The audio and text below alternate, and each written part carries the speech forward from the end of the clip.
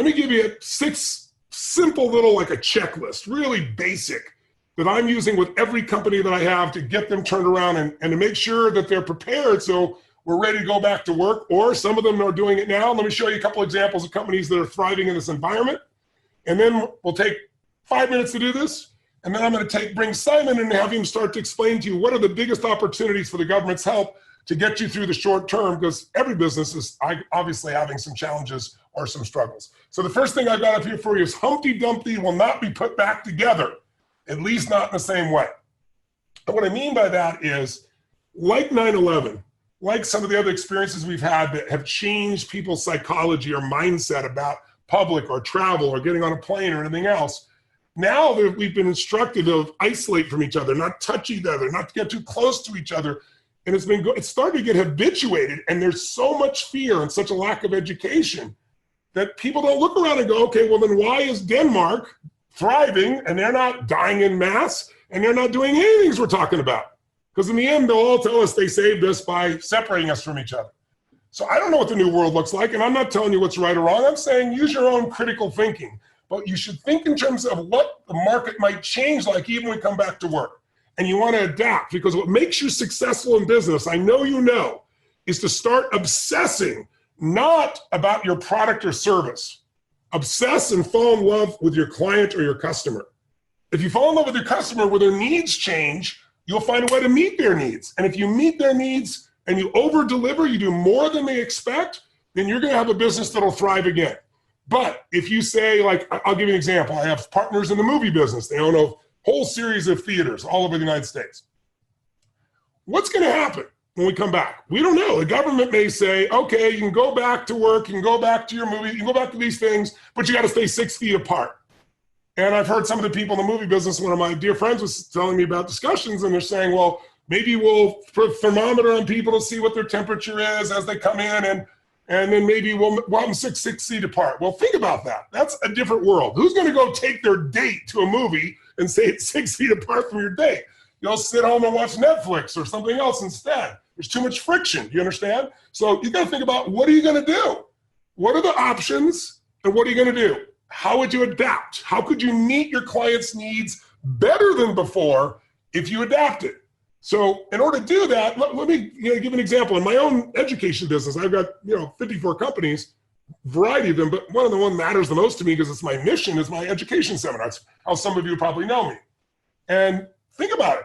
We had, we had London that had to be rescheduled. We had San Francisco, we had Amsterdam, we had Moscow, and we had Australia, all rescheduled in a period of 2-3 months that we've had to try to push later into the year. But we don't know somebody come back and say, you can't put 1,000 people together. Well, my average seminar is 10 to 15,000 people. And you imagine going to a football game or a sport, and it's an empty stadium or you're a few seats apart. I mean, you'll end up watching on TV. It'll change the game. So we have to be prepared for that. So in my own business, I'm looking at ways that we could do smaller events, more intimate, simultaneously. We've already made investments during these last few weeks and have already filmed one of my previous events. We filmed it because I was already anticipating in 3D. In other words, so that people could literally have a virtual reality experience. And we tested it with a group of 50 or 60 people. We had a big screen, which if somebody's a live seminar, they often see me on a big screen as well, because there's 10, 15,000 people. And then we had this 3D where you could actually feel like you're there with me. And so we have one of those set up. And if we have to in the future and certain people can't go, we're going to test out this as a way of meeting their needs. Let me show you a couple examples. Let's throw up a couple examples of businesses that are adapting right now. They're, instead of waiting and hoping things will change, this is a little bakery in San Francisco, California. And this bakery was literally being put under there. Everybody's shut down. They're not essential services. And they said, you know what? People are going to want some form of joy while they're cooped up. Why don't we make little cakes, like for 2 to 4 people, not a giant cake. And let's use all these funny little things that are called quarantine cakes. Wash your hands on it. Don't touch your face. Clean and disinfect. Don't hoard face masks. Their business is now bigger than it was before when they had their normal open office or their open bakery. Here's another one, all right? Because they're adapting. This is a blood test that Costa Coffee. Now this is in your country, right? So it's a drive-through blood test clinic in Cornwall. The clinic, which minimizes contact between patients and staff, allows pinprick tests to be carried out in seconds without leaving the car. It means patients who need regular tests, such as those that have blood thinners like warfarin, can avoid having to visit the hospital. So, something good comes out of it. People don't have to go to visit the hospital in the future for things like warfarin. They're finding a way to turn this into something valuable. Let's go to another one real fast, just real quick. Pets at home. They quickly shifted and focused on medicines and veterinarian supplies. They're doing they got exceptional demand, and they're doing direct deliveries. Their business is growing. This is out of the UK. Here's another one. Pizza delivery. Shoot. In my country, I don't know what it's like in yours. I couldn't find the stats, but people are buying more pizza than ever before. And these companies like Papa John here, he's trying to add 20,000 more workers. Their global revenues have gone up 3% without any advertising, 2.3% in 3 months here from March. Pizza Hut's adding 30,000 positions. Domino's sales were up 4.9% in the first quarter. International sales up 7% because they're delivering to meet people's needs where they are right now. Next. And then these are just CVS. This is in my country. It's a pharmacy. They were suffering or not. Now they're hiring 50,000 full-time employees. They're delivering, 2-day delivery. They have their own delivery service. They're not using FedEx or somebody else or Amazon. They're delivering directly to the local community they serve. And already their business is back, even though no one's back working, because they're just delivering. They're meeting their needs. Instacart's hiring another 300,000 people. So I just want you to get the feel. One more. I saw a butcher in Texas who normally that's all he does is sell raw meat. There you go. Dallas Butcher Shop. It's called Deep Cuts in Dallas. He doubled the size of his shop and hired a new chef. Now, this is a guy that was told he had to shut down. He had 1,400 square feet, and nobody could come in his little place where they would look around. It's a butcher and buy meat. So he said, that's fine. I'm going to put myself in a position. I'm going to create a drive-up window, and I'm not only going to sell them raw meat to cook at home, but so many people don't want to cook. I'm going to hire a chef, and I'm going to have him cook meat and all the sides so now they can come along. Well, he's now doubling his slice. He's adding another 1,500 square feet next door, growing in the middle of the crisis. Let's go back to our group of 7 or 6. So these are just to try and give you a flavor that if you can think outside the 9 dots, perhaps there's a way to do it. But if you sit around thinking it's going to be the same when we go back to work, you're not. Some things will be the same. Some will eventually get back to the same, but you got to be prepared. Number 2, you got to know your numbers and you got to call it tight. What does that mean? In all my organizations, all my companies, there are people that are optimistic, usually salespeople. There are people who are pessimistic, And if you go to either extreme, if you're too pessimistic, you're going to be overwhelmed and give up. If you're too optimistic, you're not going to be ready for what goes on. So calling it tight means looking at numbers and knowing what they really mean and figuring out what needs to be done. And instead of doing this by yourself, this is where it's valuable to have a CFO, or maybe you have somebody that's really successful in business, who's run multiple businesses that can kind of give you some coaching. But you got to know your numbers, and most entrepreneurs don't. They have a cursory understanding of their numbers, not what each number will mean if I alter it slightly. Sometimes you can make the smallest change in the right direction and radically shift a business. My companies now do over $6 billion in sales combined across all these 54 entities. And I've grown most of them from either small companies, startup companies, or companies I bought initially, but we've grown them massively. We grew one business from literally, was it 16 billion in AUM, and partnered to bring it to 38 billion. Another one, and then 3.5 years. We took another one from 0 to 4.2 billion, literally in 3.5 years. And it's by optimizing, figuring out what the numbers are, learning how to shift them. So that's why having a CFO is so valuable. But if you don't, you got to get somebody to help you, and you got to figure out what needs to be done now, because that leads to step 3, which is you got to make the tough decisions now. If you wait till later when you think you have more information, by that time, you may have bled too much. You may not be able to make it if you do that. Think about it this way. If you're a leader, what makes you a leader is you make decisions. And leaders are paid to make the tough decisions, not the easy ones. The easy ones, everybody knows what to do. It's obvious, and anybody can do it. The hard ones are, it's like, oh my God, the wrong decision could really hurt here. But you got to make a decision. Even if you're wrong, you got to make a decision, because you find if you're wrong and you take action, you'll find out quicker. But if you sit on that fence, you're going to find your business start to drop and drop and drop away. So know your numbers, figure what's got to be done, and cutting your costs, getting your business to a point that even if the business is smaller, it can be more successful. And listen, you've got to really, really, really in this situation, make sure that you're not trying to make the wrong decision, because nobody knows how to make the perfect decision. But the best way is bring a team of people that are qualified or friends of yours that are really smart, that'll tell you the truth, that are successful in business, together make the decisions and implement them. Fourth, get help. Don't let your ego get in the way. Listen, I've been talking to some of the most brilliant business leaders that I know of in the world, and some of the most brilliant virologists, so I understand the medical side as well. And I've been obsessed by it for the last month. Every day I'm calling more people. And I'm talking to people that have taken businesses from nothing. A dear friend of mine named Mark Benioff took his business, went to one of my seminars, 3 of them in a row, came up, said, I'm leaving Oracle where he worked. I'm going to start this new business called Salesforce.com. We're going to change the world, Tony. Come with me. So we're going to do $100 million in business. Well, now the company I think is going to $15 billion, right? It's just amazing what he's built. But Mark gives me that insight. So I look for people also that have made it through other tough times and get their coaching. Like, I was alive starting my business in 1978. We had 18% inflation. I repeat, 18%. Today, I tried to buy a triplex when I was 18 years old. It was 18% interest. I mean, try to buy something that expensive and make money. Today, people would be on the White House lawn. They'd be destroying the economy if they're going after the president if interest rates are like that. What we got to understand is that how did people make it through that time? Because we're going to probably experience inflation again at some point with all this money printing that's going on. What about the people that went through 1978? What about the 1987 crash? How about 1999, 2001, the tech crash, 9/11 crash, 2008? Talk to people that have been through it, and that'll give you confidence you can do it, and they can usually give you some good insights. And you want to get help from your government to get through this 90 days, which we're about to get to. Last 3 points. You want to brainstorm solutions, new ways of trying to do your business, kind of like us saying, well, let's try, for example, this remote viewing, or I should say augmented reality, virtual reality approach. Let's go do a test. Let's see how people respond. That's what I mean by skunk works. Some of our greatest businesses started out a new product that we thought, we don't know if it'll work or not, but let's try something with a small number of people and see if we can blow them away with value. If you can brainstorm solutions and try new things, some of the new things you try will transform things.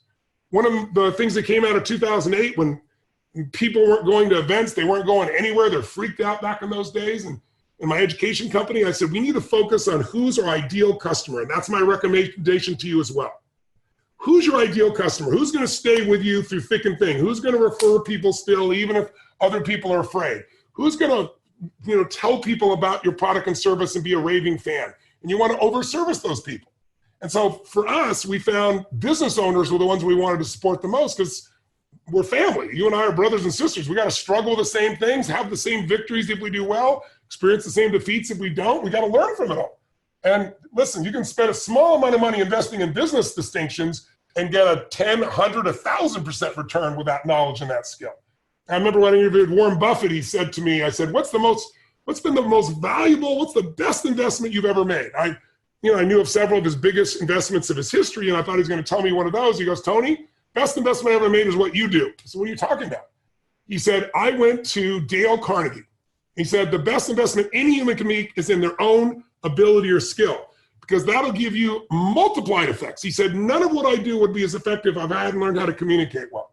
So invest in yourself is a really important thing to do as well, but you've got to put yourself in a position where you do some of these tests. You figure out, what can I try? And we did this with Business Mastery years ago, and it blew the doors off. It allowed us to service people in a brand new way, add such value to their lives, help them grow their business 100, 130% over 6 to 12 months, and the word spread like wildfire. Now it's one of those popular programs we have. And we've seen in our company 20% growth per year for 12 straight years since 2008. Here's what's great about crisis. Crisis either crushes you or it transforms you. Crisis creates breakthrough if you don't give up. So it's time to create a breakthrough. Let's test some. And finally, last 2, and we'll get to what your government can do for you now. If you've not been with me anymore, it may sound weird, beautiful state, but I used to believe that, man, when I'm angry, I get sharp as a tack, I can figure it out. That's true. But when I'm happy, I'm sharp as a tack and I can figure it out, and other people enjoy being around me. And so everyone has a different personality. But if you can learn to find the beauty in this moment, you're going to find solutions a lot easier than if you're living in fear or anger or frustration. And so you're the leader.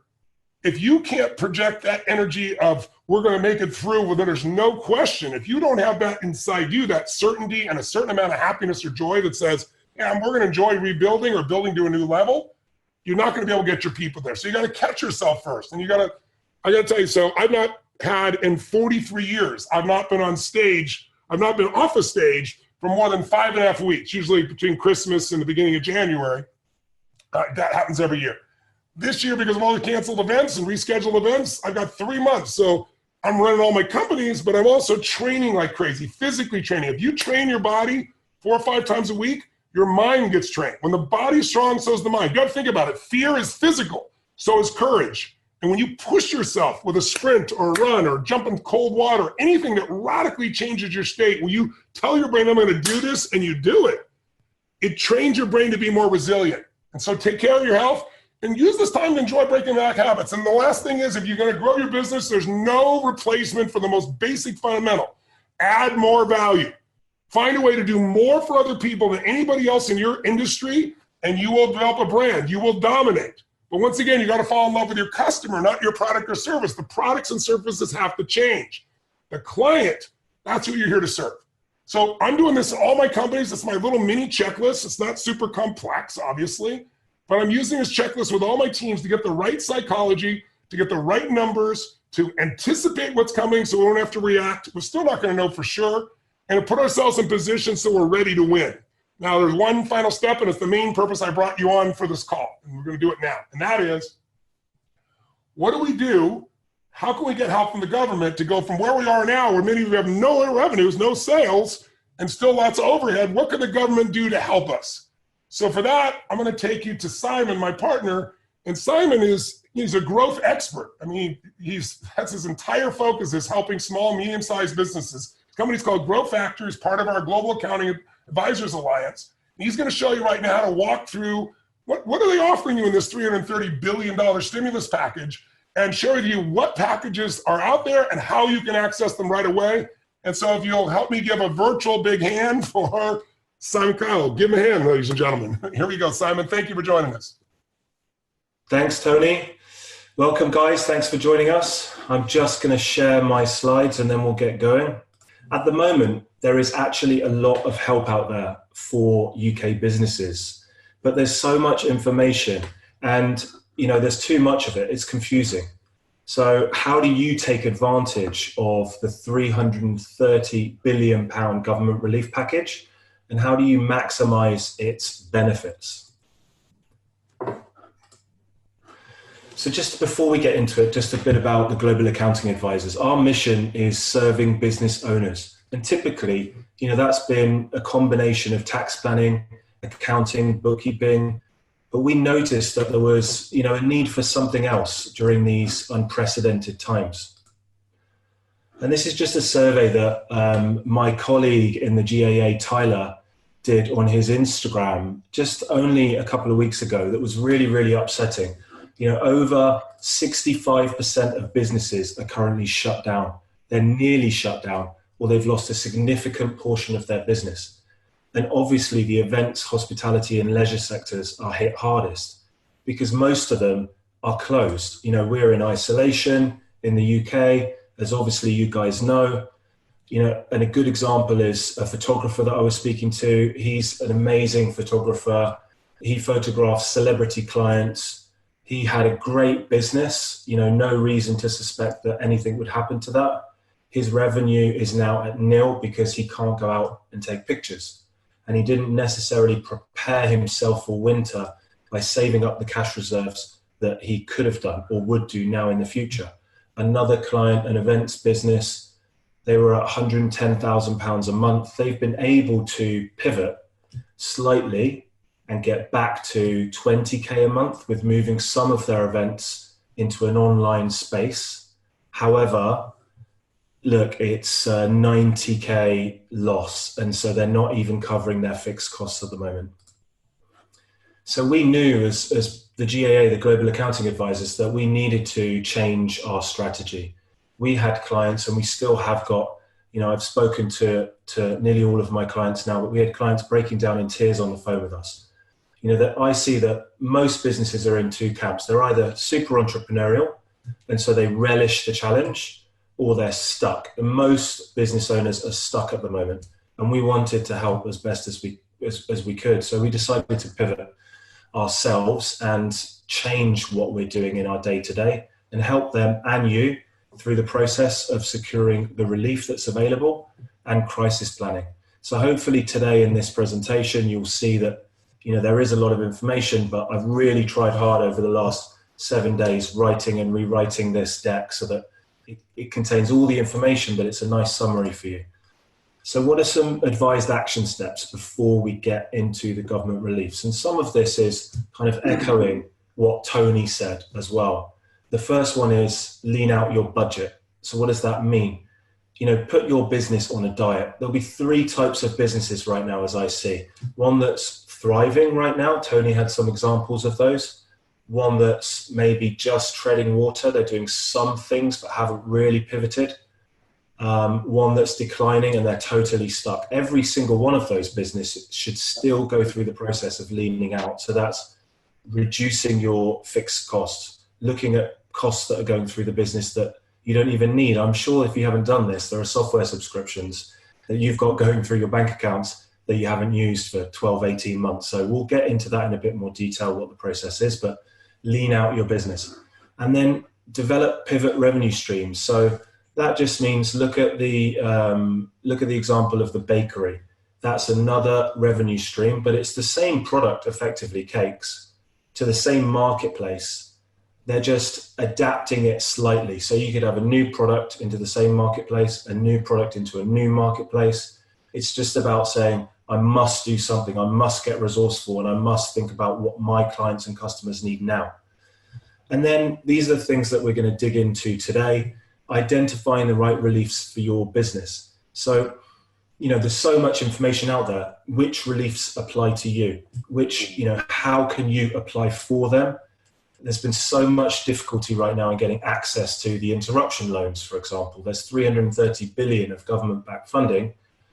But look, it's really, really difficult to get hold of it because the process is so difficult, so laborious, and it's quite complicated. So how do you obtain the relief quickly? We'll go through that. It's really important as well right now, in order to obtain the financing, you'll need to do this, but just in any good business, creation of a financial plan and management of your ongoing cash. If you think about what's happening at the moment, what's on the table is, as a business owner, you can push all of your tax payments forward, and we'll go into exactly what those are and how that works.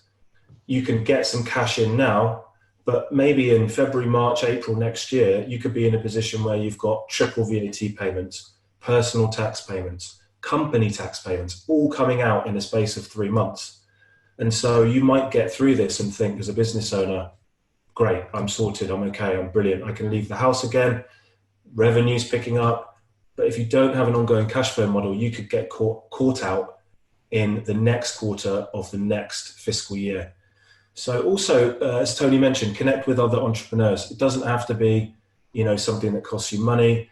Look at your own network, go on LinkedIn, see who else is in your industry, just connect with other people and harness the collective power of a group. So let's dig into what's actually available. And these are the government reliefs. As I said, there's loads of information, but they really fall into these major categories. So if you're paying and you have an office at the moment, you can get rates relief, so you won't have to pay your rates if you're in the hospitality, leisure or retail sectors. And you can get a grant of £25,000 if you're in those sectors. If you're not in those sectors, you can still get grants up to £10,000. So definitely worth that. You should have received a letter. We'll go into the process in more details on a following slide. And you can also defer your taxes for up to 1 year. So, that's helping you get through this cash flow gap that you might have at the moment, business and personal. There's also the coronavirus job retention scheme. So you shouldn't have to make anyone redundant right now. With the job retention scheme, it should mean that the net cost of your team is nil unless you've got highly paid workers, again, which we'll dig into a bit more detail. And tax planning. This is a really interesting one. So this is not actually part of the reliefs that are available. However, you can go back, up to 3 or 4 years and have a look at your accounts. did you actually minimize your tax liability, or did you just pay the tax that your accountant told you was the correct tax bill? Did anyone have a look at it? Did you get a second opinion? I would go back and have a look, because if you've overpaid tax, you could refile those accounts and get a tax refund. Research and development tax relief claims right now, they're not just for technology companies. We've got creative agencies, restaurants, for their menu planning, all sorts of businesses getting tax credits for R&D. We had a client this week. I'd like to mention just for a second for all you watching, Sure. one of the reasons that I worked with Simon initially was I went to some of these large firms and I had a hard time getting the small, medium-sized kind of business to get the kind of attention they need. And so in order to try to give people value so that someone like Simon, who I knew was extraordinary and really good at finding those holes, we organized something where anyone in my seminars was able to have a tax review. Like most of you know, in a medical situation, you want a second opinion, right? But most people have stayed with the same accountant for a very long time, usually 5, 10, 15, 20 years, depending on how long they've been in business.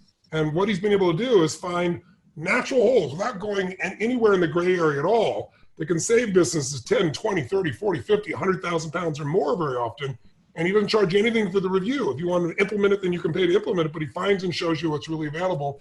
During these times when you're trying to look for cash, there may be, in many cases, often cases, there are holes in the past that just weren't seen that you can now get and get that credit so you have capital that's available for you now. And Simon does that also. Just want to, because he's humble about what he does. At the end, if you have interest, reach out to him about that, because he'll do that for no cost, a free analysis for you. But it's one of the more important tools that we have to kind of get some of our cash back right now as we're trying to run our businesses. Please continue, Simon.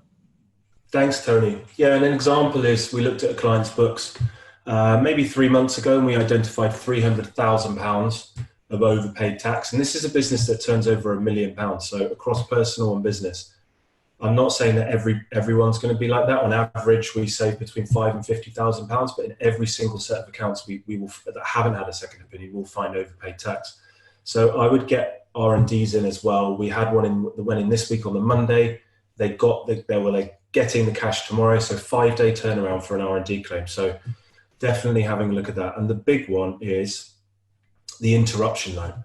So there's business interruption loans. They're called the Coronavirus Business Interruption Loan Scheme, or C-bills, that you might have seen. Loans up to £5 million. They're interest free for up to for the first 12 months, and you can spread the repayments over 6 years. And this is critical. There's no personal guarantee up to £250,000.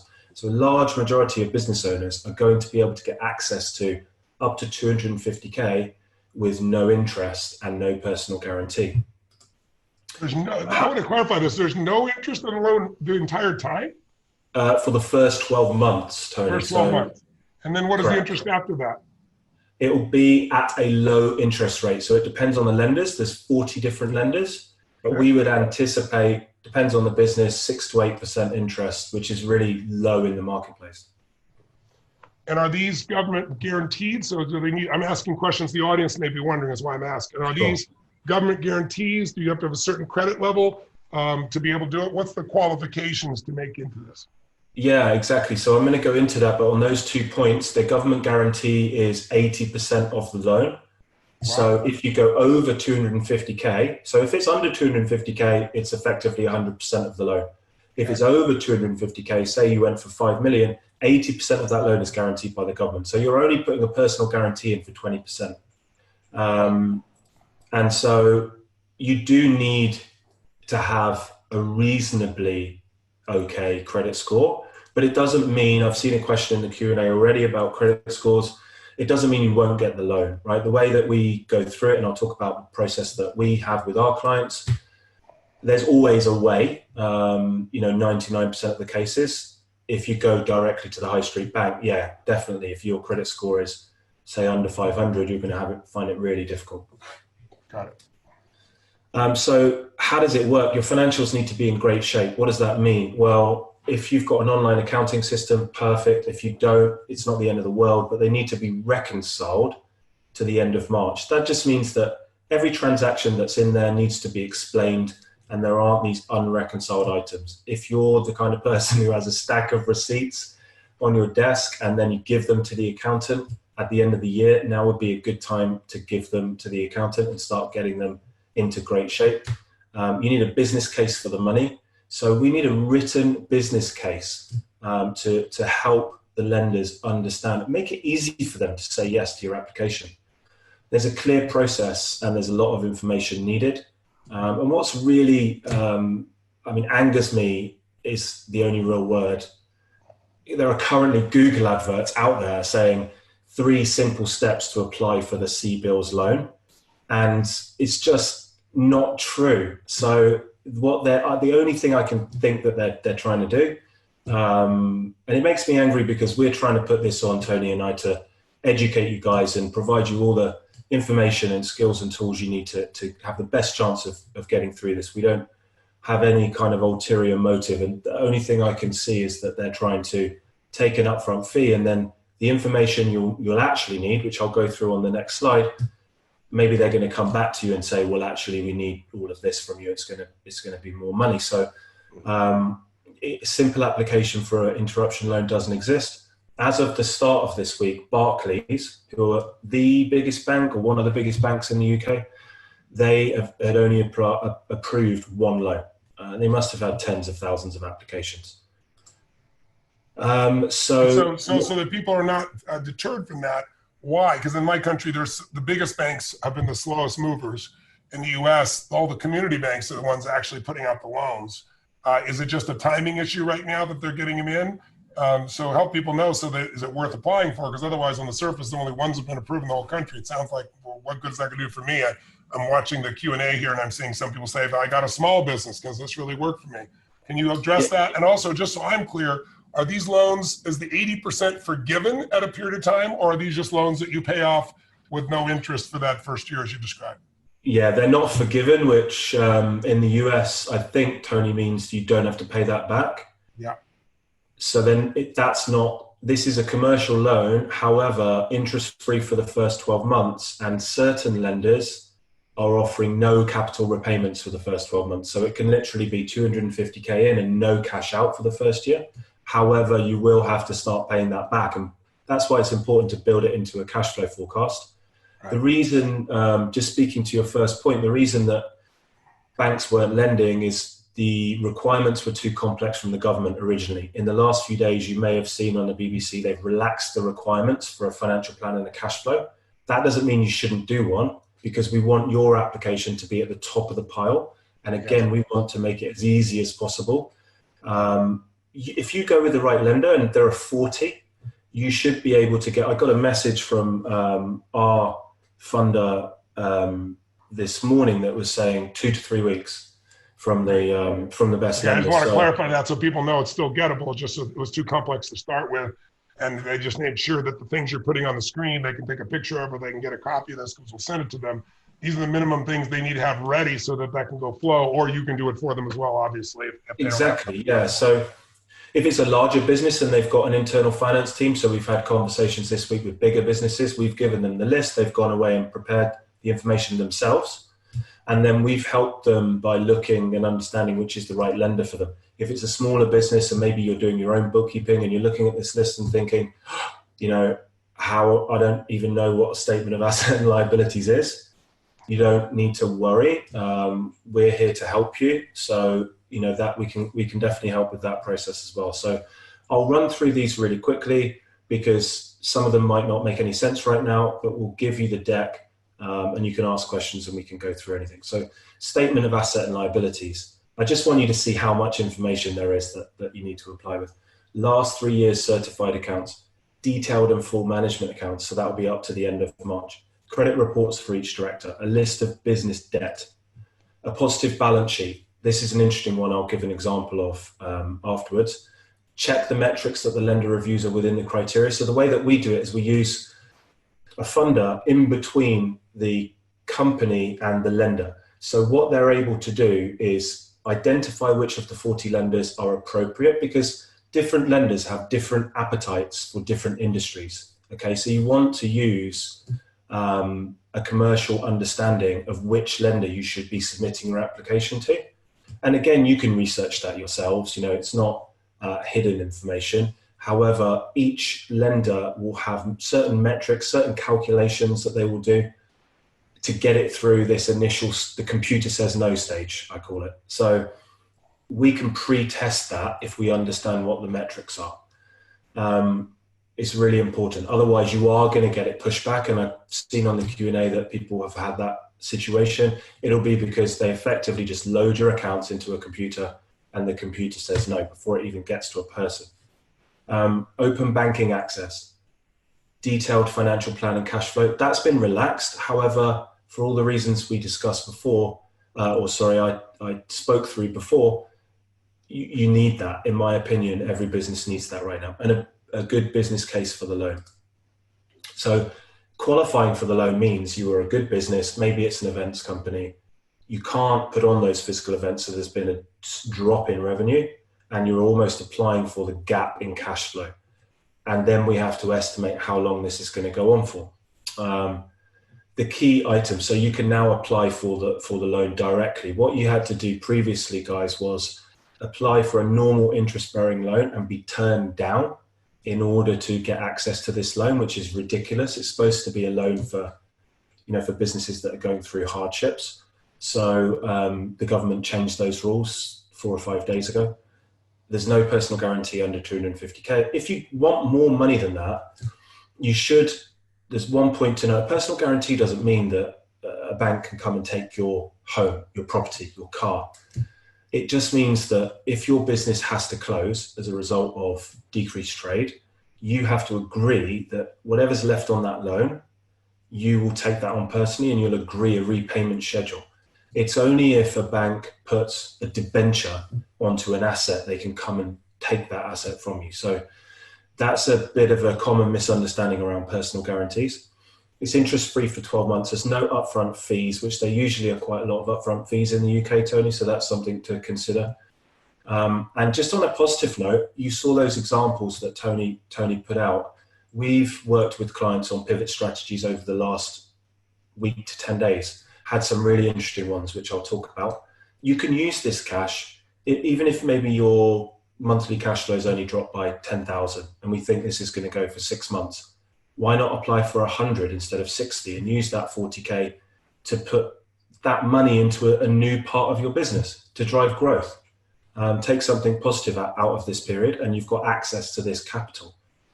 Simon, are there any prepaid penalties if you borrowed the money for a year, you're not paying interest, and then decided to pay it off at that time because you invested well in your business, or however you organize? No, you could do that. So you could take the capital, you could invest it.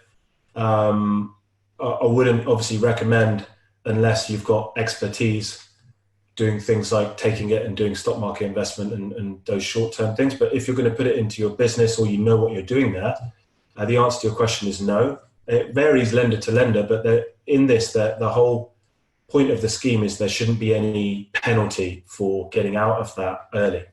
So it's really, if you can apply for it, if the right structure put together, what you guys can do, or they may have somebody can do it for themselves already, it's really free cash to help grow your business because of these unique times where things outside of our control stopped it. And so anybody who's in any form of business can pretty much qualify for this if they have decent credit. Is that correct? That's correct, although you do have to be affected by the coronavirus. So if your business... The business has to be affected, you mean, correct? Correct. So if you're in hand sanitizer or, pizza delivery or those things, you wouldn't qualify for the loan to ramp up the growth of your pizza delivery place because it hasn't been negatively affected. Got it. And the second so that's the main area around loans. So the second main area is payroll furloughing. I can never say that word. Employees can be furloughed now. Okay. You need to send a letter to your employees. We've got templates available.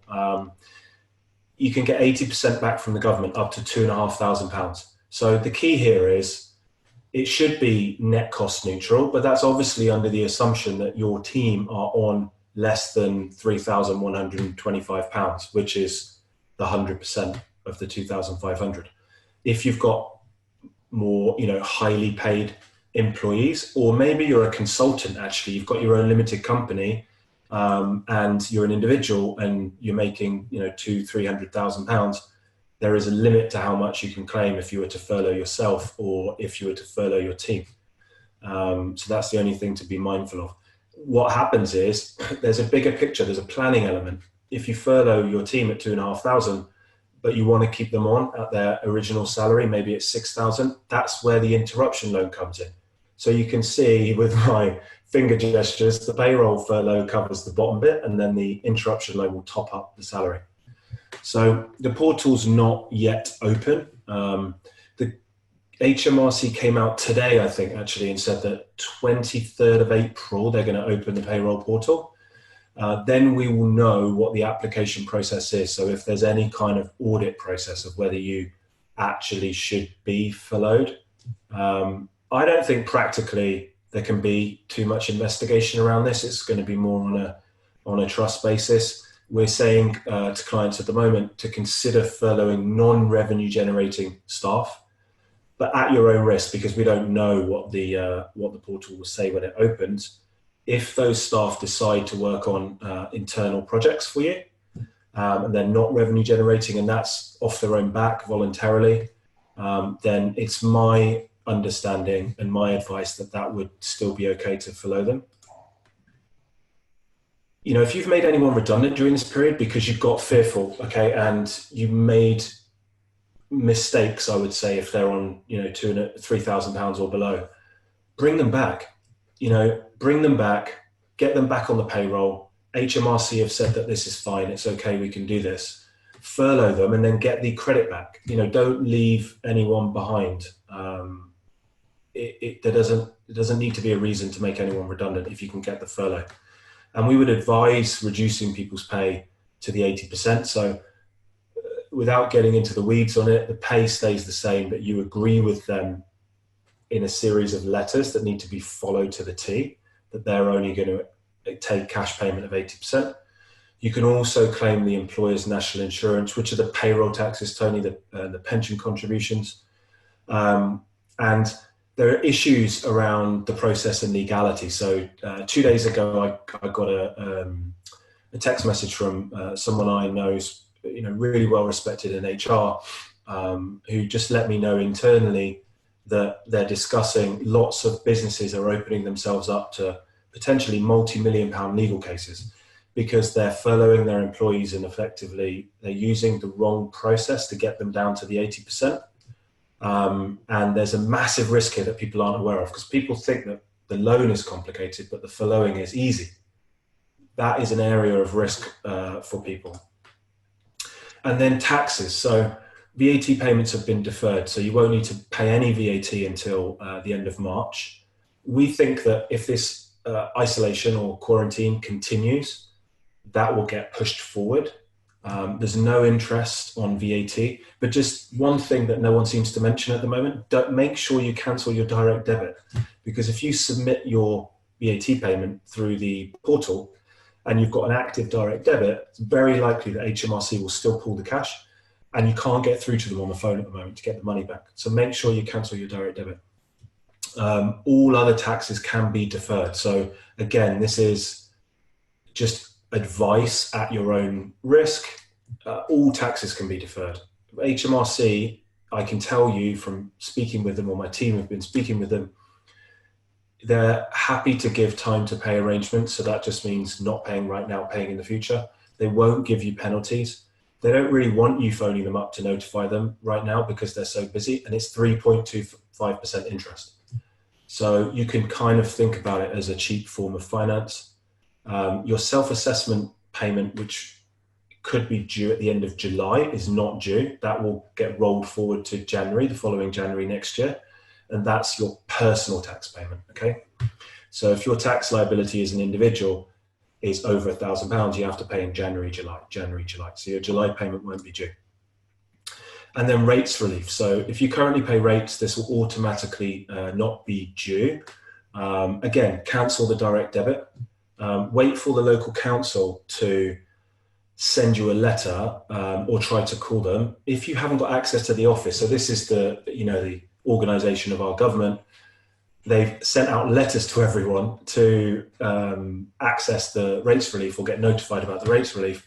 You're not allowed to go to the office. So let's go to the local council website. Let's fill in the online forms. and let's make sure that we are on the list, okay, for that relief.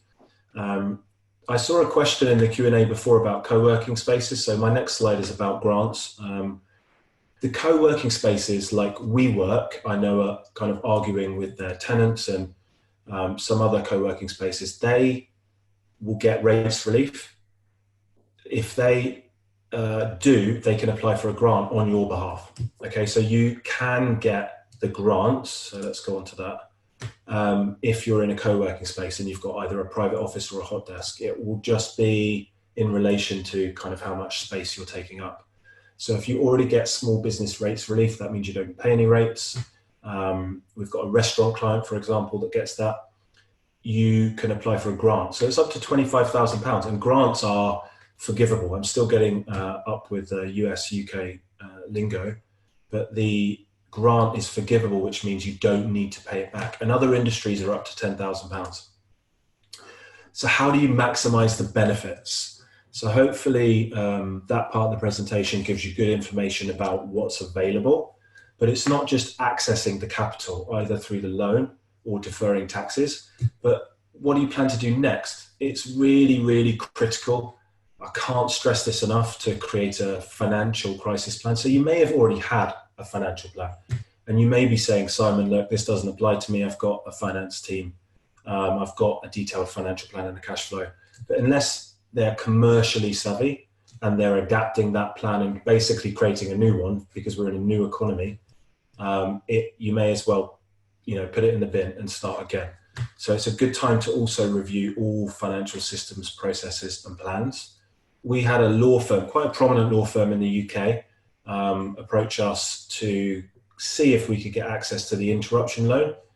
So this is a good example for you about the 10 items that you do need to get right to get a yes on the loan. They, on paper, an amazing business, really good growth rates, but their balance sheet was negative. And the balance sheet was negative. What that means is, on paper, they've got more liabilities than assets. So the number in the middle is a negative number. And the reason is their accountant had taken all of this, the money that they'd spent over the last few years, and they'd spent that on developing this technology platform that was being processed as a cost, which creates their negative balance sheet. Okay, just to keep it simple, it's being processed as a cost, and it should have been recognized as an asset because you're building a technology platform. If they'd have, performed correct accounting, this is a multi-million-pound turnover law firm with an internal finance team and a top 10 accounting firm, they could have gone for the loan. However, they're going to have to go back. We've let them know what they need to do, and they're going to have to, readjust the last 2 to 3 years accounts if they want to get access to the loan.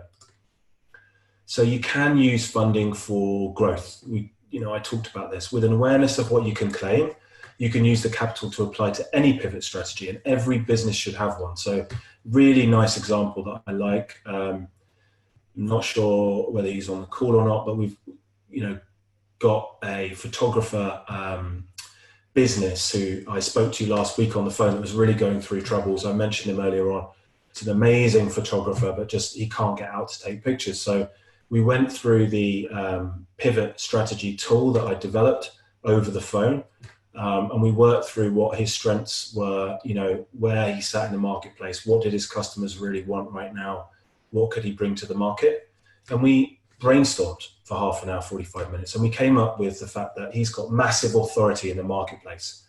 So why not help people right now who are at home, who are photographers, just take a step in his direction with an online course that's, really low price point, something for them to do when they're at home to learn and develop, as we all should be doing. And we ran the numbers. We got back, we ran the numbers, created a plan. And, we believe that business will be bigger and more scalable, and it's already more profitable than the original business. So really nice example. But another consideration, you need to act fast. Okay, so there's 330 billion on the table, and it sounds like a lot, but everyone is getting in line for this funding. We need to make sure, as I said, that we've got a flawless application. We're applying to the right lenders. We're doing all the right pre-testing. And if you're applying for other reliefs, it's critical to plan out the financial and cash flow impact in real time. I had a message through from the British Business Bank today to say that you have to have applied or write in your business case that you've applied or considered for the other arrangements, so payload, furloughing, time to pay arrangements. You've been through all your bank accounts and reduced your costs as much as possible before you go for the loan. So whether you do that or not, we need to at least build that into the business case. And this is kind of how we've started helping our clients through this crisis. We knew, there was a problem. We started pivoting.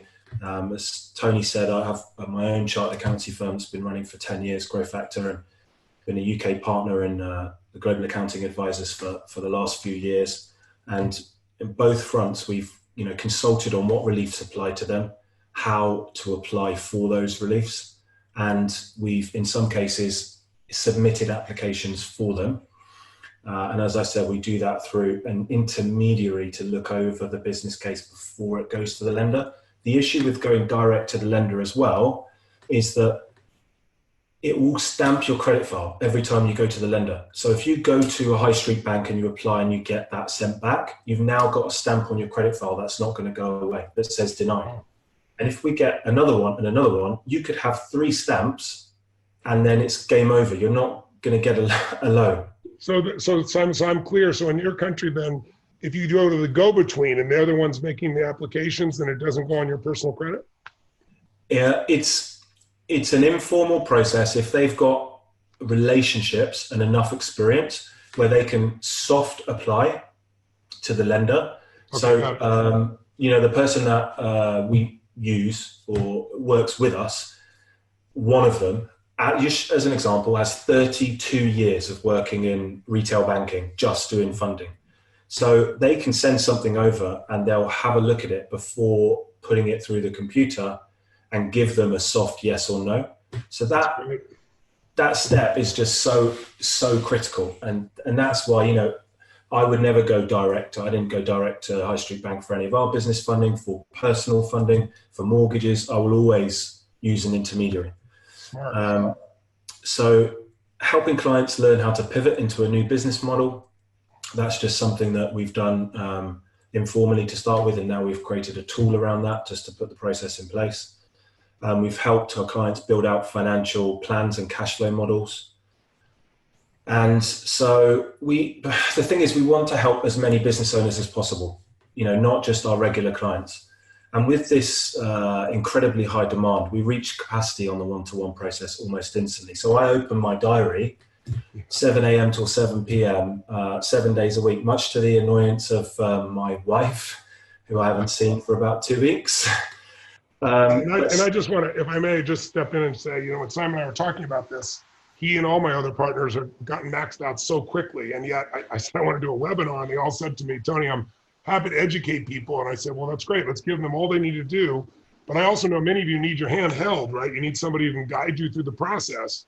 And unfortunately, these guys don't have that. Now, I also, even in my own businesses, I went to 3 different legal firms, spent about $25,000 US just trying to figure out the answers. And that's before getting implementation. In the end, our partner in the US did it for us and did it in no time. But I said to Simon, isn't there a way that you could still keep your wife happy, still take care of your clients, but do something in a small, intimate group where people get that personal help over time, and not only the help about the applications for the loans, but also on your cash flow and on your pivoting.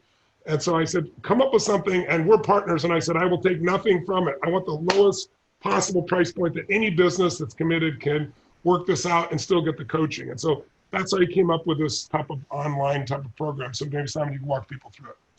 Thanks, Tony. So yeah, we, as Tony said, in line with our mission, we genuinely want to help as many business owners as possible and have the largest impact. So just being on this webinar and having you guys, come on and get all the information is super rewarding. But we needed to come up with an alternative where it doesn't just leave people on their own, because as Tony said, some people want to do it themselves. Some people want to do it with you. Okay. And this is what we've worked out with Tony. So we've put together what we've called a business owner survival kit to get you through the next 90 days, which is a live and interactive 90-day program to not only help your business survive, but help it thrive.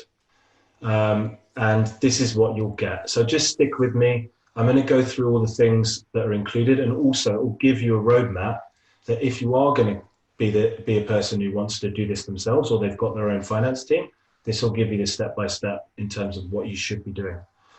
So you need to get tools, templates, and resources to increase your profitability and short-term cash. And that means your pivot plan. It means looking at releasing hidden profit and cash right now. We've got a step-by-step process for that. These values are the values that we've quoted, had accepted, and been charging people on a one-to-one basis. So we validated those, but we just, as I said, we can't serve the amount of people that we want to serve. So the interruption self-application guide. So we help guide you through how you can apply for the loan and use the intermediary process for the soft application. We'll provide contacts for the intermediaries as well if you need to, and they don't charge a fee. The government relief maximization plan, so that's looking at all of the reliefs, bringing them together and seeing which ones apply for you. A financial forecasting roadmap. So this alone is going to stand your business in great stead for the rest of the business. This is building out a full financial model with you, not for you, with you, so that you can learn along the process as well. A roadmap for your business to get through this, but then also outside, you can keep using that financial model forever. An industry-specific cash flow model. So if you've got online accounting, great, we'll use online. If you've got offline, we'll work industry-specific and accounting system-specific cash flow model. And this is a really key thing. So 12 weekly live trainings. This is going to be 60 to 90 minutes, same time every week. If you can't get into the live, you'll have access to the recordings. All the elements of this process are going to get taught, so we do it with you. There's Q&A 24/7, and I'm going to personally be in there to do the training and to answer all of your questions. And we're going to bring everyone in. Facebook groups are the best place for us to do this right now, because we can create units and modules. Every time there's an update for government legislation, for example, I can jump on and do a live video. We can all be in there together.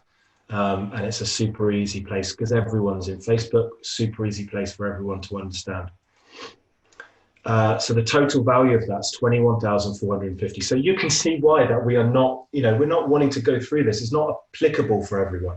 People with smaller businesses can't afford to do it this way. So what we decided with Tony, and he's definitely asked us to go for, the lowest possible price point, being that we're going to get a really good group together. And so you're going to get all of that for $497 per month for 3 months. So just to be clear, it's 3 payments of $497, and you get all of that, okay? All of that information, all of those tools. There's going to end up being 20 to 30 plus tools in there. Just the first step, which I'm going to load into the group this evening, just finished it up, just going to do the live training after this call to go through it. That is a hidden profit and cash flow releaser for your business. I can guarantee you that you'll get return on investment for this program just from going through that first tool. And guys, just so you know, as I said, I'm taking nothing from this. I asked him to do something that's ridiculous. Obviously, that's not worth his time for what he gets from a normal client. But my argument to Simon and Simon, I appreciate very much your approach to this, is people need help right now. And you take care of them for this next 90 days at a ridiculously low price, and you over-deliver. Many of these people will decide to become long-term clients for you. And he knows that if he over-delivers, it makes you a raving fan and helps you get the money you need, turn your business around, put the cash flow plans together, get rid of the stress, get you focused at what he does so well that he's likely to retain. Many of you will decide to become clients of his. And so that's what this is really about, just trying to give you the best resources possible over this next 3 months or 90 days to get to the light and figure out how to make your business successful. That's the intent of it all. But as you've seen on here, we haven't held anything back. You can do all this on your own if you want to. And we're going to post this, all of our slides, and we'll do a repost for some of you who joined us late and so forth later on, so you can review it as well. But this is how you can take advantage of this opportunity. I highly encourage you to do it. Again, I'm not taking anything from it. For 90 days, for $495, $97 pounds is incredibly cheap. Please take advantage of it. Or if you know what to do, then use the checklist we've given you and just go get the money. Get your business run, because you're going to get the capital you need. You're going to be able to cover a significant amount of the overhead of the people you have, And those experiences, those foundational experiences, without the right cash flow analysis, you'll just burn through. So you've got to be able to pivot and be ready. And so I really want you to know Simon has got those skill sets for you. And he's got a way for you to take this and maybe some members of your team and learn online from the convenience where you are while you're still home, unable to take advantage, so you can hit the ground running once the doors open and we're back in business together. And there's one other thing, Tony. So I added this yesterday. That's right. There's no limit to how many people can come in. So if you've got a business, then you can bring your team on all of those. It's a really good question. I hadn't thought of, but that's absolutely fine. I've freed up my calendar and reorganized things within us internally. So I want to make sure that we can hit the ground running with this group, because as I said, I'm loading in the tool tonight and I'm ready to get going. I'm excited to start helping people.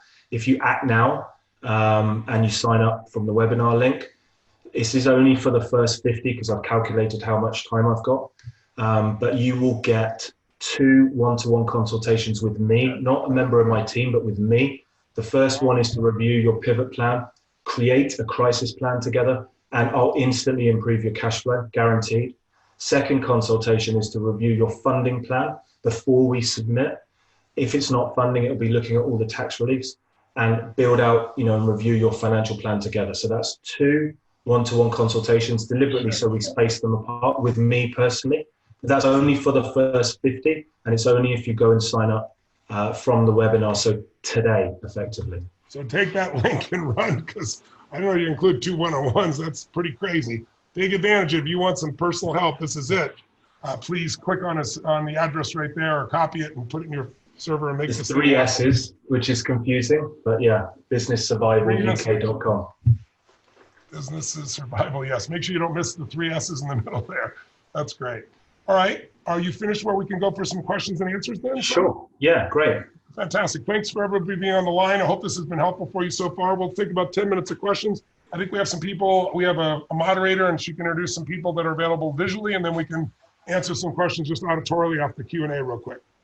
Hi, Tony. Hi, Simon. Thank you very much for this webinar. It's been incredibly insightful for growing businesses like mine. We established about 6 months ago. We're an ethical company selling sustainable packaged water in the UK that contains no plastic. So being 6 months old, when COVID hit, our sales took a massive dip, and we were left with a decision to make, whether we try to double down on sales or try to be of service to our community, something that I've learned from attending Tony's masterclasses. And one of the questions that we have, so one of the tasks that we took on doing, which was part of being part of the community, was we've shifted from selling to donating our stock to doctors and nurses, keeping them hydrated whilst they're on the front lines. So with that, we've had a couple of staff that we've furloughed, and what I want to know, 2 parts to the question is am I able to utilize them to bring them back to business and help with our donation process, because they're not revenue generating? And secondly, when would we be eligible to receive the grants for the furloughed staff? I would say that you can, okay? But the reason I put at your own risk in the slide is that on the 23rd of April, when the portal opens, we will know, how strict they're going to be about that. But look, it has to be common sense. How can someone say you cannot furlough someone and let them do good for the community in the NHS, which is effectively what you're saying? Can I furlough my employees and let them voluntarily take water to the hospitals? It's just, it's crazy. And if we were representing you, we would argue that as far as it needed to go, in terms of, I would believe that would be fine. But to categorically say yes, on the 23rd, we'll have all the information. And the HMRC said today that your furlough credit will come in before the end of this month. Also, just think about your own pivot in your business. You've been running a business, sounds like that with sustainable water is something that we all need. And what is that? It's all about convenience. And so you got to think about it. Somebody I saw earlier in the chat said, I have a male barber business and, people aren't coming in. What am I going to do? I have a gentleman here that cuts my hair locally in Palm Beach, Florida. It's a pretty high-end wealthy community. And there's a large number of super high-end wealthy people that also, I'm talking about billionaire groups that normally come into his facility. I think in both cases, you got to think in terms of how people are getting used to having everything delivered. I think if you were to offer a direct shipment to the home for sustainable water, I think that's, if you're not already doing it, you got to do that. It's got to be part of your business. It's got to be easy. It has to, if I can do something that's good for the planet, good for the community, good for me, good for my family, and it's convenient, that's awesome. But if it's not convenient also, unfortunately, a lot of people are not going to respond. So it's simple.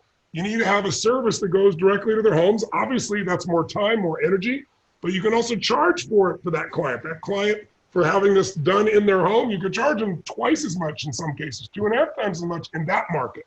So I think you just got to look at, you've got a great product or service. You've answered the question about what you want answered here, but I would be thinking about the pivot and saying you could become more successful than before if you can provide something that people really want. The best quality of water, good for the environment the way it's being done, delivered to my home and totally convenient. That convenience part is so simplistic, but in the world we live in today, it's becoming more and more of a must for people. The more friction between you and your customer, it's like as I was saying to the guys in the movie business, right? Okay, if I gotta sit 6 feet apart from my partner and you're gonna put a thermometer on me, screw it, that's too much friction. I'll stay home and watch Netflix. That's kind of people's mindset. Your job is to eliminate as much friction as possible. If you can get that product directly to people, I would suggest to you, if you don't already have it, I'd be gearing up for that. I'd come up with 2 things for all of you in your businesses. The first question that I ask in every business I take over is, who is the ideal customer? Who's the customer who's going to really love this the most? Not the person I have to push so hard. The person that once they get it will be a raving fan. The person will refer other people. The person that will buy cases of your water as opposed to, single little pieces every now. Who is that person? And identify, what do they want? What do they need? What do they fear? What's their life like? I want to know their psychology, what they desire most, what they fear most. And then the second thing to do in every business that's taking my businesses from nothing to over 6 billion a year in sales in US dollars is constantly saying, what's the irresistible offer? What can I do that adds so much value to people, that the offer is so ridiculously good that they say, my God, I got to try this. And then when they try it, you step 3, over deliver. You do again more than you ever expect. And that's how you build a raving fan as opposed to a satisfied customer. So I'll give you an example. In my country, back in 1999, 2000, a friend of mine, a couple guys started a little company to sell shoes to women online. It's called Zappos. And it was a total failure because if you think about 1999, 2000, remember Y2K, think about where your head was at. And if somebody said, I want you to invest in a company that is going to sell shoes to women online, what would your response be? Most of these responses, are you crazy? It's never going to work. Why? Because they got to try them on. And so what are they going to do? They're going to find shoes online they like visually. They're going to buy them, pay to ship them, try them on. And if they don't fit, then they got to pay to ship them back. And the company was going through the floor. And then a friend of mine named Tony Shea, who today is the CEO of the company still, he came along and took it over and said, guys, you already have the ideal customer. Women love shoes. A woman could put on one shoe, she's one kind of woman. Put another one, she's another woman. Different color, different shape, different height. Not the same for most men, right? For men, they're shoes for the most part. But for women, a woman can link shoes to happiness. So he said, you have the ideal customer. You just have a shitty offer. You need an irresistible offer. And they said, well, what is that? He said, well, the friction, what's in the way, is having to pay for shipping. He said, why don't you let people buy, here's your new offer. You can buy as many pairs of shoes as you want, 20 pairs if you want. We'll ship them all to you at our expense for the shipping, right? Shipping's free. If you try them on, you don't like any of them, ship them back, we'll pay the shipping back. Now, if you're the investor hearing this in the company, you're an investor and somebody says, this is the deal I want to make, you're going to be, are you crazy? We're going to go bankrupt. He goes, that's right. You're already going bankrupt. You might as well try an irresistible offer. And by the way, here's what happened. They put that offer out and women bought like crazy. And the investors like, oh my God, they're going to ship them all back. No, because how many ladies out there, if there's a group of people you'd be able to see, have bought shoes that didn't quite fit, but you kept them because you knew they would in the future, right? And when I do this in audiences of 10 or 20,000 people, half of them are women, you get 8,000, 10,000 hands raising their hand. And that's exactly what happened. They keep the vast majority of the shoes. And this little company that was starving, 3 or 4 guys working out of a house, now got sold for $1.2 billion to Amazon about 8 years ago. And I don't know what their total numbers are now, but I believe they're over 4 billion. And Tony Hsieh still runs the company because, you know, he did it not just for the money, he did it because he loves creating culture. And so you just got to think in terms of who's your irresistible, what's your client and what's the irresistible offer? And yours has got to become more convenient. Make sense? Yeah, absolutely. I mean, that's essentially what we have been doing in terms of our plan. We're going direct sales. Well, what's your offer? It's free delivery is what our offer is, and we've also given a discount code to people as an introductory. But if you want my 2 cents, which is all it's worth, is 2 cents, I would come up with it's the free. Everybody's offering free shipping, everything else now. I would come up with something different, something that could contrast, something that could show the water they're drinking normally versus yours. And for proof of it, you're going to offer them a week of water at no cost, or 4 days of water at no cost, and then on a ship to forbid. I would do something so that it is easy to do business with you. Free shipping by itself is not enough. I'm just trying to give you an example of something that seemed like suicide when someone's going to buy 20 pairs, pay free shipping, and ship it back. But the product was so good, it worked. But just think about this new world, how you're going to tap into that. And thank you for your question. Let's go to the next person. Hi Tony. Hi Simon. Can you hear me? Nice to see you. Good to see you, Lauren. Thank you so much. This is awesome. My name's Lauren. I'm in London. I loved your point, Tony, about investing in ourselves right now. That's I know that because I've been to Business Mastery. I'm aware that like right now, even though there are challenges in my business, I want to keep investing, and I want to ask about the survival kit. Just to make sure that it's the right investment for me right now. Who is going to be delivering the actual calls? So I know you mentioned there were Q&As, Simon. Who's going to be delivering those, and how does that work? How often are they, and what kind of value are we going to get on the actual Q&A calls? Are they a group? Can you share a bit more detail?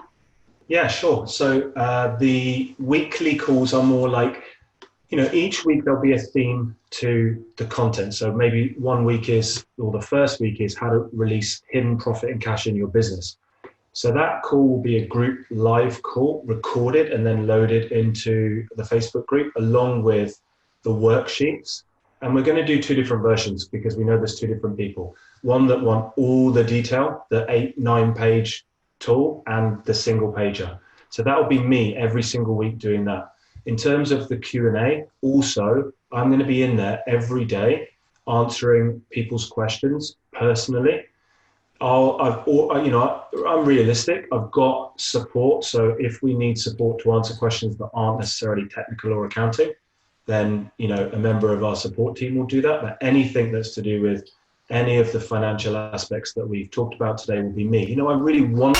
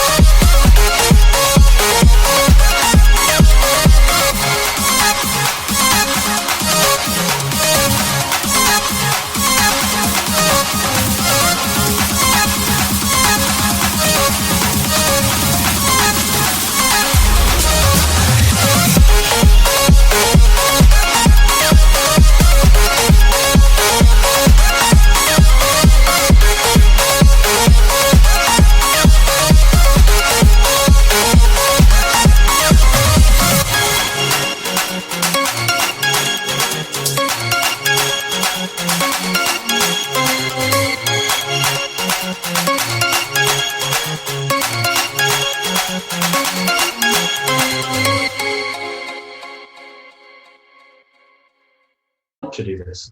It's not that we, you know, came up with this kit in order to create a new product. Our goal in this was genuinely, how do we help people, but at scale? So it doesn't make sense for us to do that, and then for me not to get the reward of helping people and answering their questions myself, because that's why we did it. So hopefully that answers your question. Yeah, thank you. Thanks so much. Thank you so much. Let's do some Q&A. Maybe you've seen some patterns on the traditional Q&A, and you can give us a few of those. Let's do 3 or 4 of those real quick before we wrap up. Yeah, no problem. This question comes from Nicole Horner and many others. Is it possible for private landlords to apply for any of these loans, or do they have to be classed as a business? A private landlord is usually classed as an investment business, in which case they don't qualify for the interruption loan. However, they do qualify for other forms of finance. So what I would recommend on that is that instead of it being the interruption loan process, if we were working with you in the group, it would be looking for another form of finance. So we're working on some mezzanine finance for an investor at the moment for a deal that it got turned down, and we found them another lender. So probably it would get classed as investment, so you won't qualify, honestly. But there are other forms of finance. There's appetite to lend, so you can definitely get some help. Great, let's go for another. Okay, this question comes from Julian De Silva. Simon, I'm furloughing staff. What can you suggest for employees with much higher income than 2,500 PCM? Yeah, great question. So I would definitely put together the maximizer plan, which is effectively, let's look at what your profit and loss and cash flow looks like now.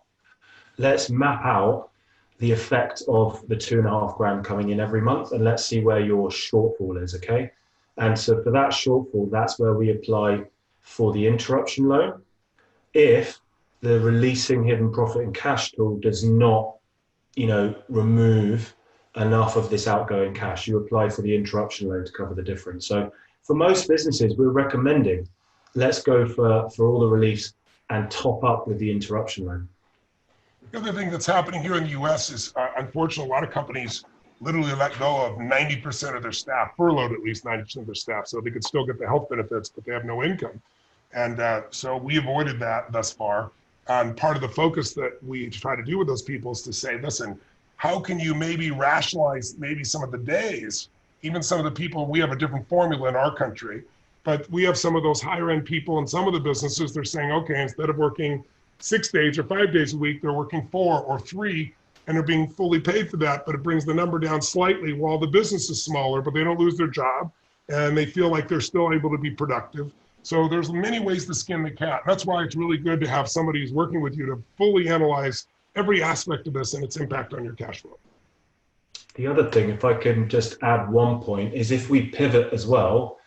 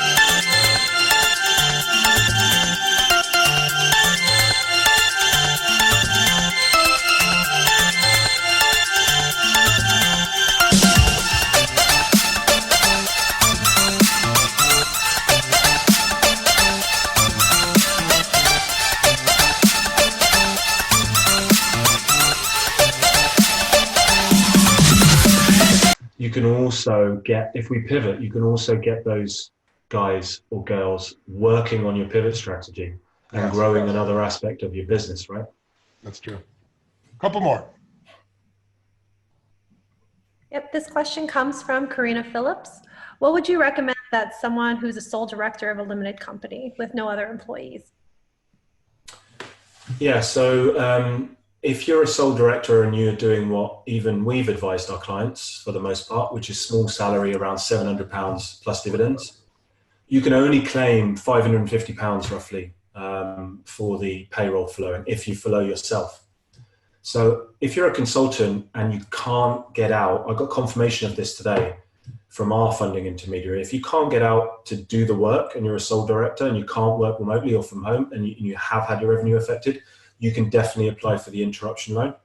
So I would do that. Otherwise, if it's a case of your income's maybe 40, 50K and we can work with you to create a pivot strategy to get the income up and also reduce your outgoing costs, it's about looking at everyone's case through a process. So it's either going to be the interruption loan or looking at, cutting your costs and leaning out during this period, along with building a new revenue stream. Okay, couple more. This question comes from Javier Sahota.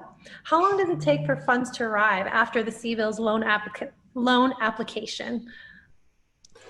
Yeah, so at the moment, if you go for the banks, it could be up to 3 months, the high street banks. If we pick a lender that is matched to your industry and they have a relationship with the intermediary and your application is flawless, 2 to 3 weeks, realistically. We're not saying, okay, we're going to help you create a flawless application, you're going to get the money next Wednesday. It's still going to be 2 to 3 weeks.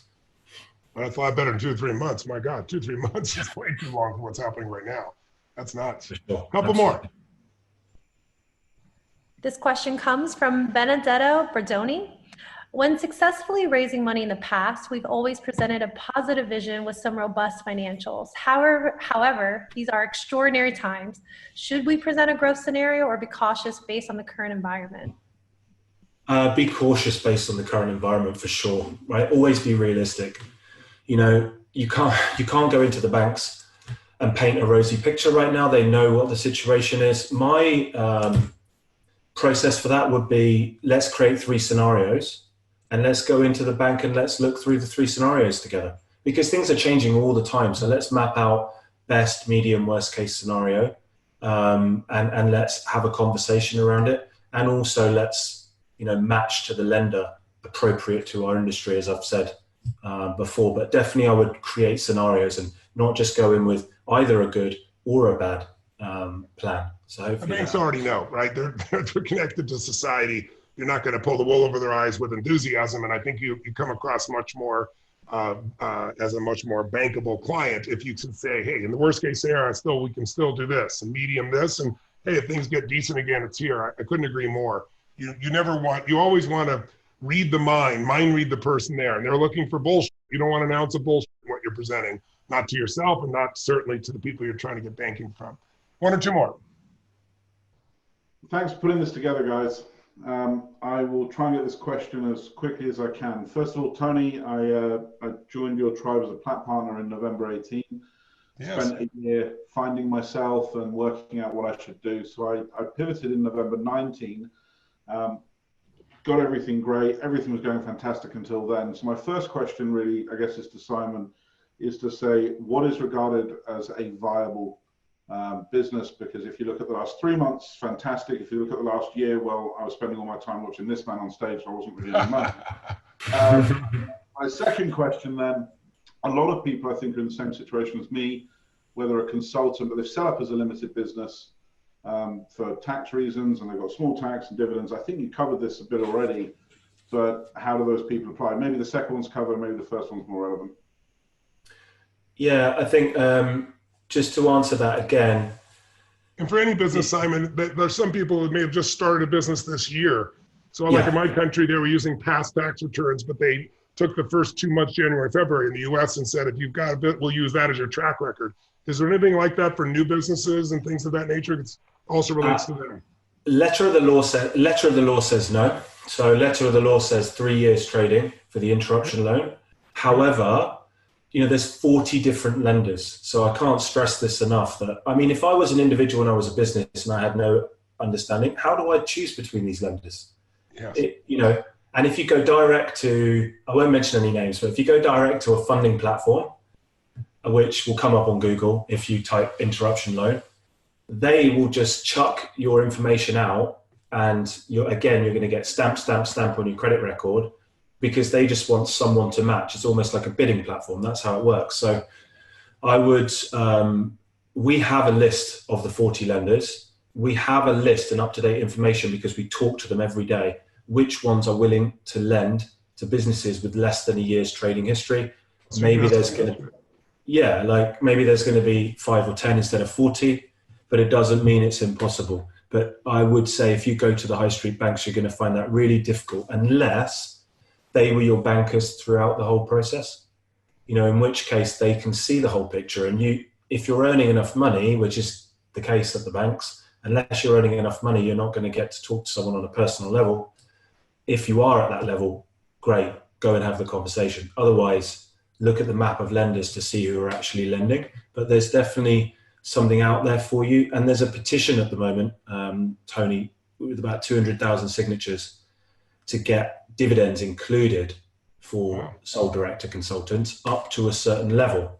Because at the moment, the only thing that, you know, an individual director's got is £550 a month from the salary. The dividends don't count. So at least give us the 2,500, right? Makes sense. Thank you so much. Okay, well, everybody, thank you for sticking on. Take a look at all that you've got here that you can take advantage of the government, and don't wait. The biggest thing is these dollars are going to go away. The reason we put this together rapidly for you is so that you can get, hopefully, to the front of that line and begin to take advantage. And Simon, again, he's offering for the first 50 of you to give you actually 2 private consultations. But then you've got the 90 days where you'll be able to have this kind of once a month or once a week component to keep you guided to get your business from here to where you really want to go. Hope all this has been helpful for you. God bless, live strong, live with passion, and go crush your business in the best way. Thanks for joining us.